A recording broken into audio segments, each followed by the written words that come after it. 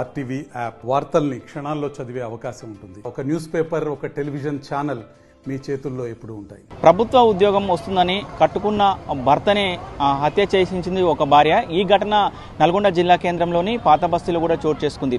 గత నెల 25వ తేదీన ఎవరైతే మహమ్మద్ ఖలీల్ ఉన్నాడో, ఖలీల్ కూడా ఆ కనగల్ మండల పరిధిలో ఉన్నటువంటి చెర్ల గౌరారంలో కూడా అటెండర్గా జాబ్ చేస్తున్న పరిస్థితి కనపడుతుంది. దాంట్లో భాగంగా కూడా అతనికి ఆరోగ్యం బాగా లేకపోవడంతో కూడా హాస్పిటల్లో కూడా జైన్ చేయించిన పరిస్థితి కనపడుతుంది. జైన్ చేసి కూడా బాగా ఏదైతే ఖలీల్ ఉన్నాడో, ఖలీల్ కూడా బాగా ఆ మద్యానికి కూడా ఆకర్షితులై కూడా మద్యం తాగుతూ కూడా ఇటు కుటుంబ సభ్యులను పట్టించుకోకపోవడంతో కూడా వచ్చిన జీతం మొత్తం కూడా అతను మద్యానికే ఖర్చు పెడుతున్న క్రమంలో కూడా భార్య ఎట్లయినా భర్తను హత్య చేయాలి, భర్తను హత్య చేస్తే నాకు కానీ లేకపోతే నా పిల్లలకు కానీ గవర్నమెంట్ ఉద్యోగం వస్తుంది అని అనుకొని కూడా ఆమె హత్య చేసినట్టు పరిస్థితి. ఏదైతే తలపై కూడా బాధడంతో కూడా ఎవరైతే ఖలీల్ ఉన్నాడో ఖలీల్ కూడా చనిపోయిన పరిస్థితి కనపడుతుంది. మొత్తం కూడా తన భర్తకు మూర్ఛ ఉంది అన్న ఉద్దేశం, మూర్ఛ వచ్చి కింద పడిపోయాడని కూడా ఆమె హాస్పిటల్కు జాయిన్ చేయించింది. హాస్పిటల్ జాయిన్ చేయించి అప్పటికే మృతి చెందిన పరిస్థితి కనపడుతుంది. మొత్తం కూడా ఆ మూర్ఛ వల్ల చనిపోయాడని కూడా అది ఏదైతే మొత్తం కూడా ప్రయత్నం చేసింది. కానీ ఎవరైతే మహమ్మద్ బేగం ఉందో, మృతుడు ఖలీలు వాళ్ళ అమ్మ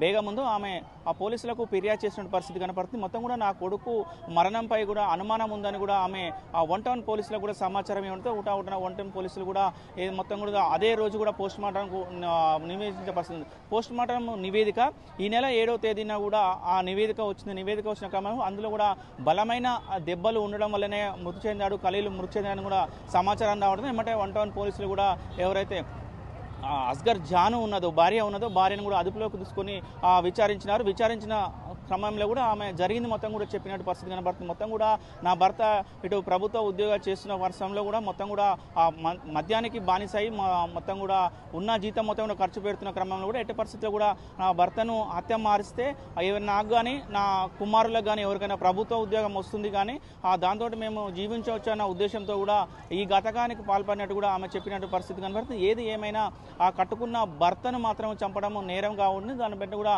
ఆమెని కోర్టుకు తరలించి కూడా రిమాండ్కు తరలిస్తున్నట్టు కూడా నల్గొండ డిఎస్పీ శివరాం రెడ్డి కూడా మీడియాతో మాట్లాడి చెప్పినటువంటి. మరిన్ని వీడియోస్ కోసం ఛానల్ ని సబ్స్క్రైబ్ చేయండి, లేటెస్ట్ అప్డేట్స్ కోసం వాట్సాప్ ఛానల్ ని ఫాలో చేయండి అండ్ లింక్ డిస్క్రిప్షన్ లో ఉంది.